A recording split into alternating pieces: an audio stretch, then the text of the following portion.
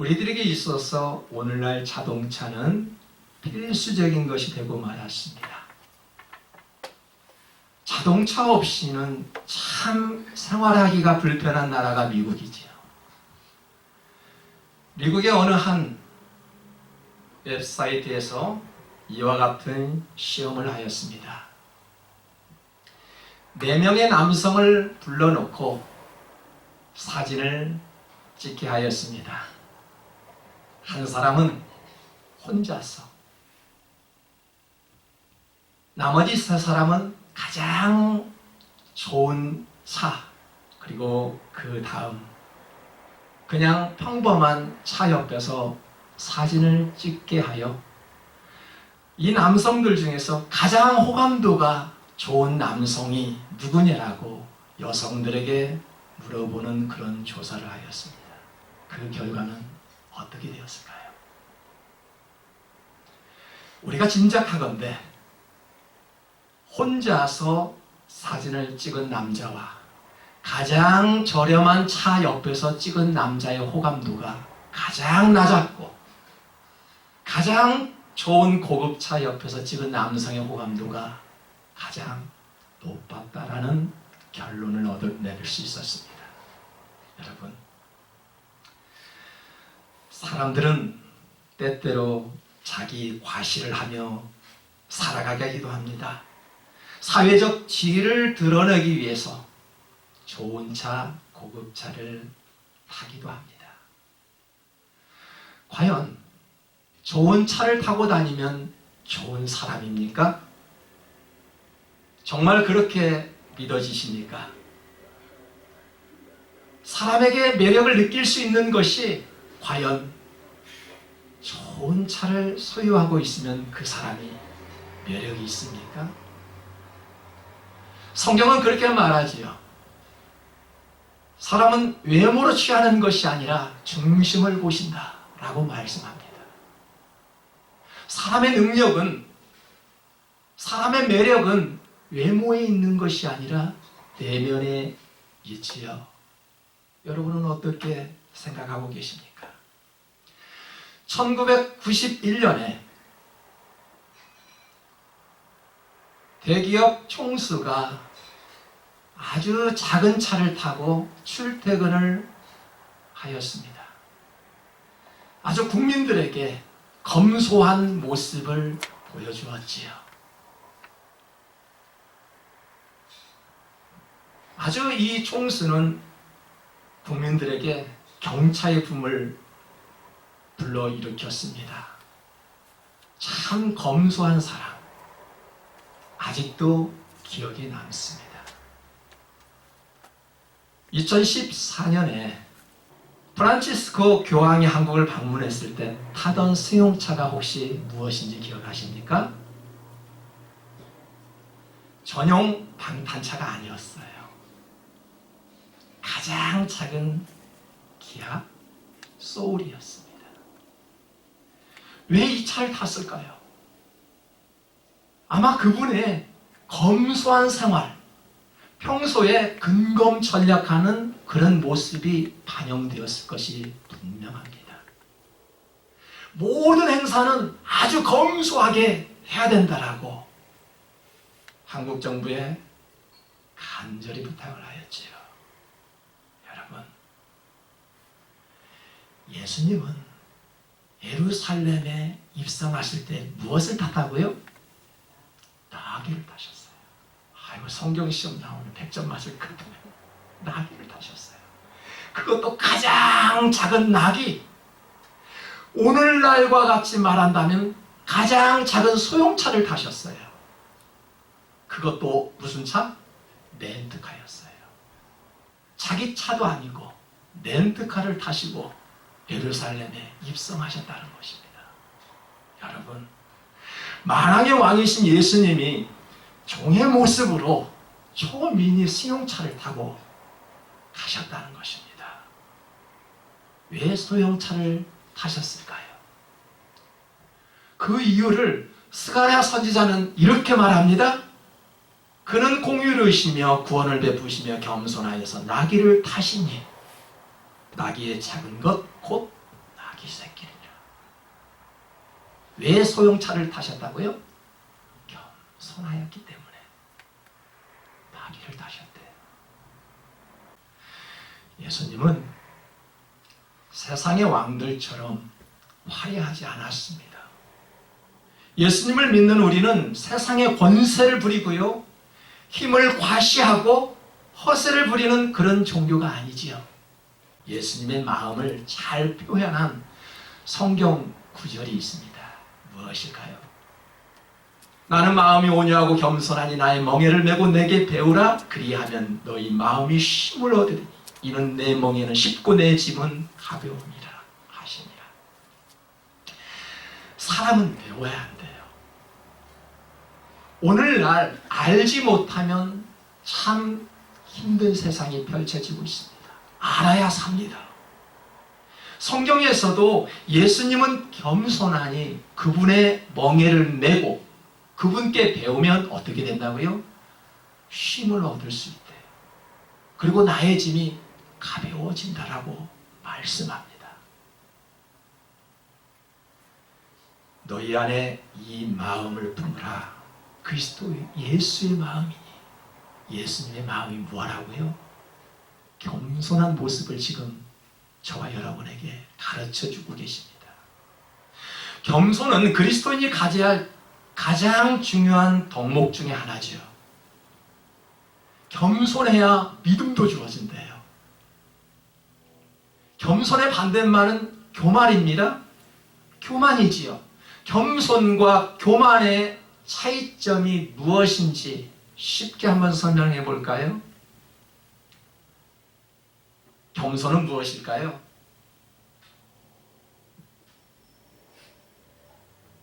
자기 자신을 낮추고 하나님을 가장 높이는 사람을 겸손한 사람이라고 말씀합니다. 그렇다면 교만한 사람의 특징은 무엇일까요? 세상의 질서를 무시하고요, 진리를 거짓으로 살짝 바꿔 말하는 것입니다. 이게 교만한 사람의 특징이에요. 무슨 진리이거든 어떻게 하든 이 진리를 거짓으로 살짝 바꾸는 거예요.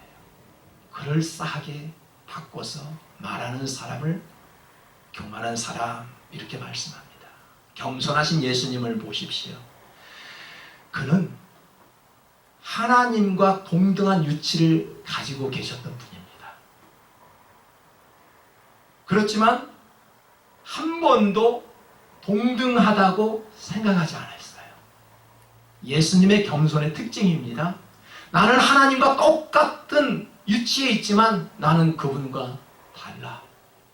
예수님의 겸손이지요. 하나님은 성부, 성자, 성령의 세 인격을 가지고 계시지만 한 분이 맞지요. 그래서 우리의 신앙은 성부, 성자, 성령을 믿는 신앙관입니다. 여러분, 오늘 예수님을 보니까요, 본질과 성품과 지위에 있어서 하나님과 동등한 위치에 있었지만 하나님과 같은 위치에서 있었지만 다르다는 이야기죠.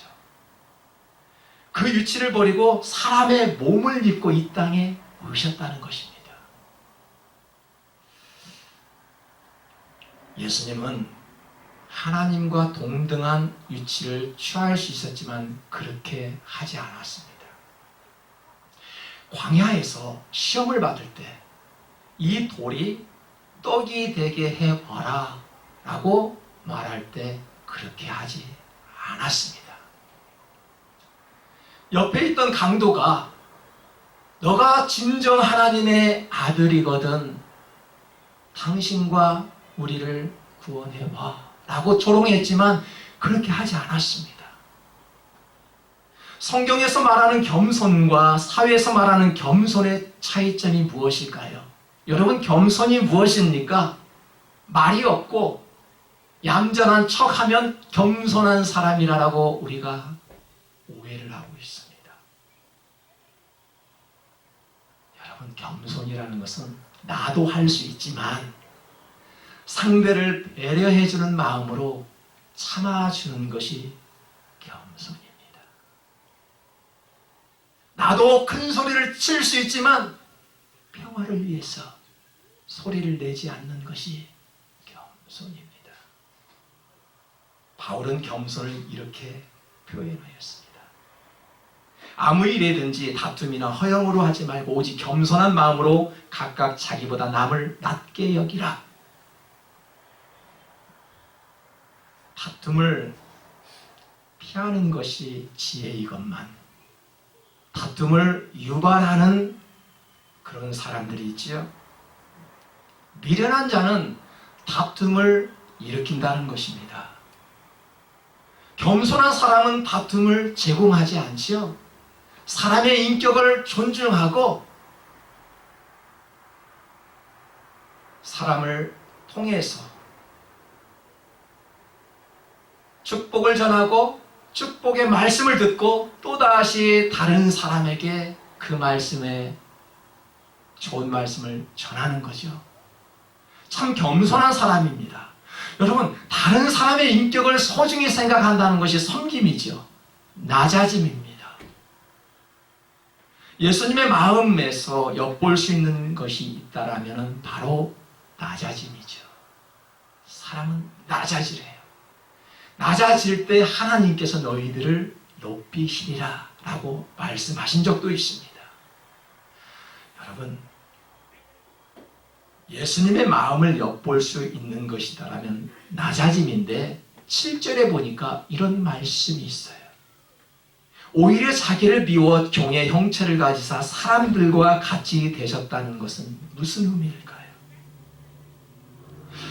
어떤 공동체든 하나 되기 위한 필수적인 요소는 무엇일까요?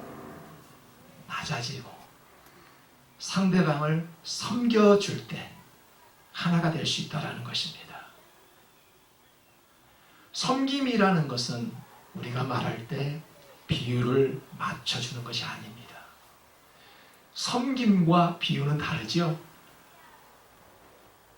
비유란 남의 마음을 맞춰주는 것이 비유입니다. 때때로 우리는 비유를 맞춰주죠. 이 사람 기분 좋게 하려고 비유를 맞춰주는 거예요. 그래서 변덕이 심한 사람의 비유를 맞춰줄 때는 엄청난 큰 고통이 따릅니다. 이게 비유예요. 하지만 성경에서 말하는 섬김이란 무엇일까요? 종의 마음으로 주인을 정성껏 섬기는데 어떻게 섬긴다고요?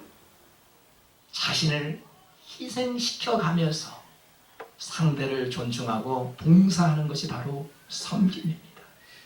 그래서 비유라는 것은 무엇일까요? 비유는 자신을 위해서 봉사할 때 비유라고 이야기하고요.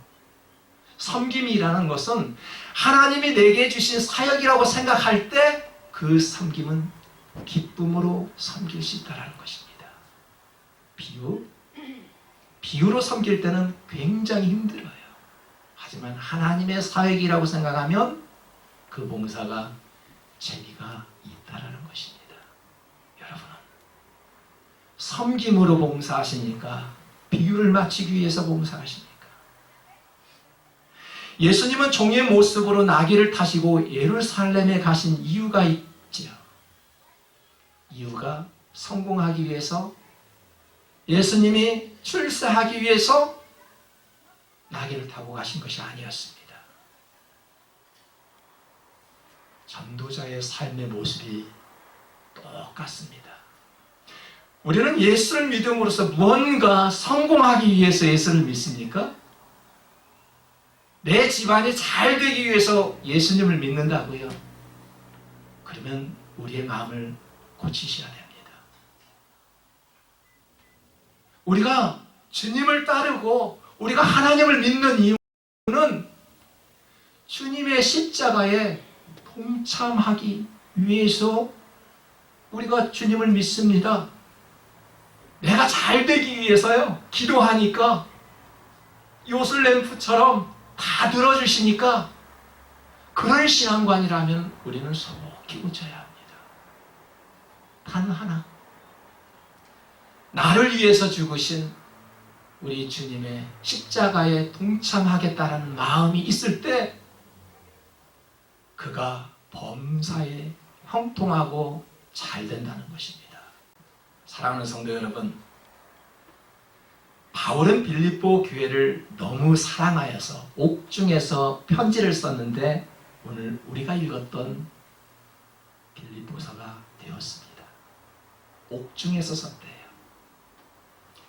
어떻게 아이러니하게 빌립보서는 기쁨의 편지라고 이야기해요. 이 책이 어떻게 기쁨의 편지가 될 수 있을까요?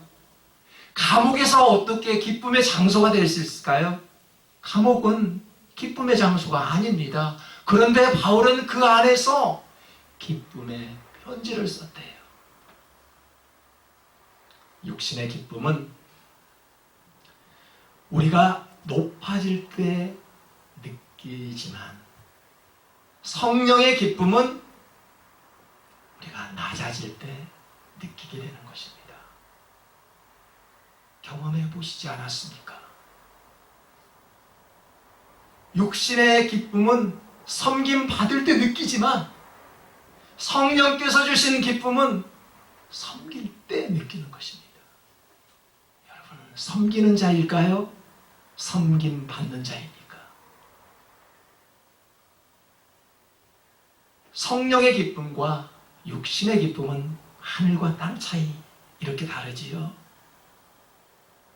섬김이란 하나님의 계획된 뜻에 따라가는 것이지요. 섬김이란 하나님께 예배하는 것이요. 섬김이란 하나님께 복종하는 것입니다. 그게 섬김이에요. 우리는 예수님의 복종을 본받아 어떻게? 하나님께 복종해야 하죠. 주님의 가르침을 본받아 하나님께 복종하는 것이지요. 8절에 읽어보니까 사람의 모양으로 나타나사 자기를 낮추시고 죽기까지 복종하셨으니 곧 십자가의 죽음이라 라고 말씀합니다. 예수님이 보여주신 그 삶의 가장 큰 특성이 있어요. 자기를 낮추시고 죽기까지 복종하셨대요. 참 예수님의 마음을 닮은 이런 신앙관을 우리는 배우기 위해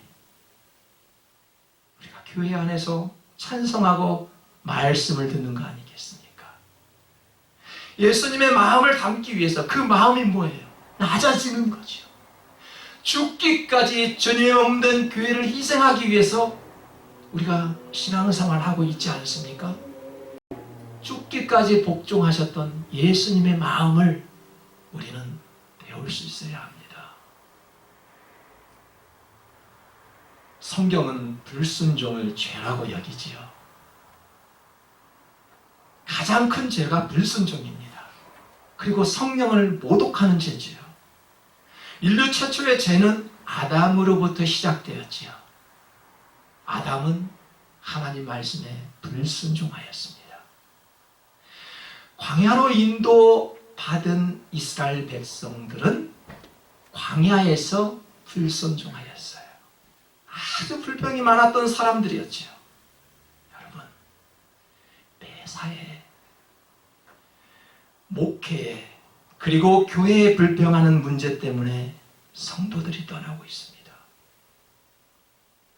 목사도 떠나고 있습니다. 교회 안에 불순종 때문에, 그 불평 때문에 성도가 교회를 떠나고요, 목사도 교회를 떠나고 있다는 것입니다.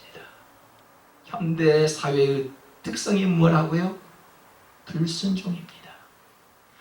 사람들의 두세 사람이 모이는 곳에 하나님이 계시지만 그 안에 불순종이 숨어 있다는 것입니다. 모든 공동체의 혼란도 불순종에 있습니다. 많은 사람들이 불순종에 습관화되어 가고 있습니다. 나 자신도 모르게 불순종에 습관화되어 가고 있다는 거지요. 성경에서 귀한 말씀을 우리에게 주셨습니다. 한 사람이 순종하지 아니함으로 많은 사람이 죄인 된 것 같이 한 사람이 순종하심으로 많은 사람이 의인이 되리라. 바른 아버지 한 분이면 그 가정 살아갑니다. 교회가 바르게 되기 위해서는요, 바른 성도 2-3명이 계시면 그 교회는 살아갑니다. 모든 공동체든 바르는 사람 2-3명이면 그 공동체는 살아갑니다. 이 지구가 안전하게, 우리가 평안하게 살 수 있는 그 비결이 무엇이라고 여러분 다 알고 계시잖아요.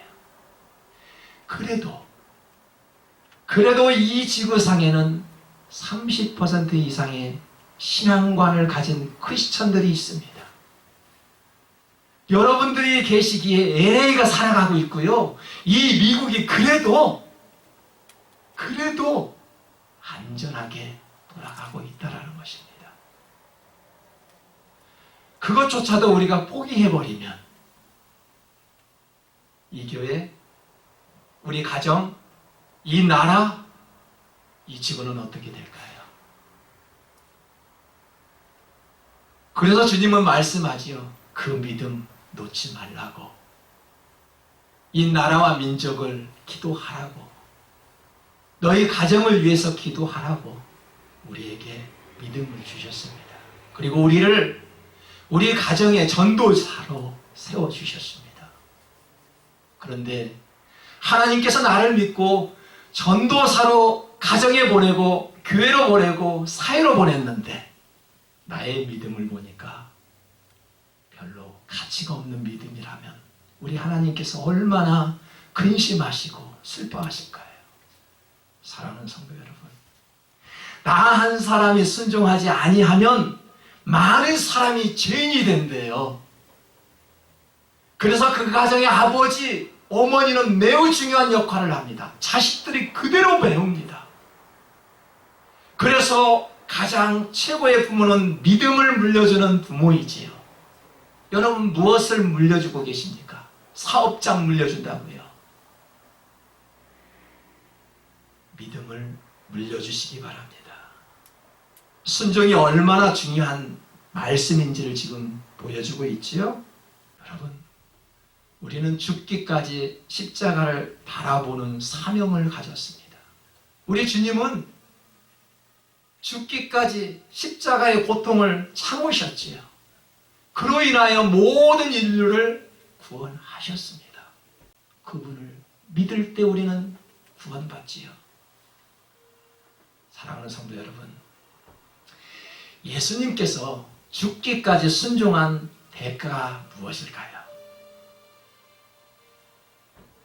여러분, 이 평생을 살 때 죽기까지 하나님 앞에 순종하였어요. 그 대가가 무엇이라고 생각할까요? 우리 주님께서 받은 순종의 대가가 이런 것이었습니다. 이러므로 하나님이 그를 지극히 높여 모든 이름 위에 뛰어난 이름을 주셨다라고 말씀합니다.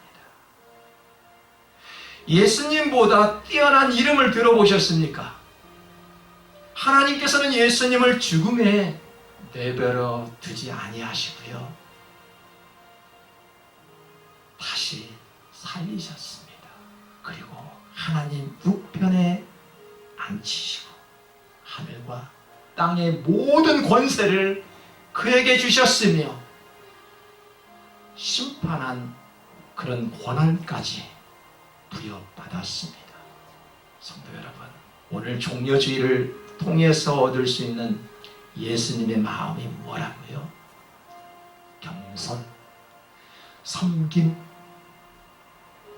죽기까지 복종하는 복종입니다.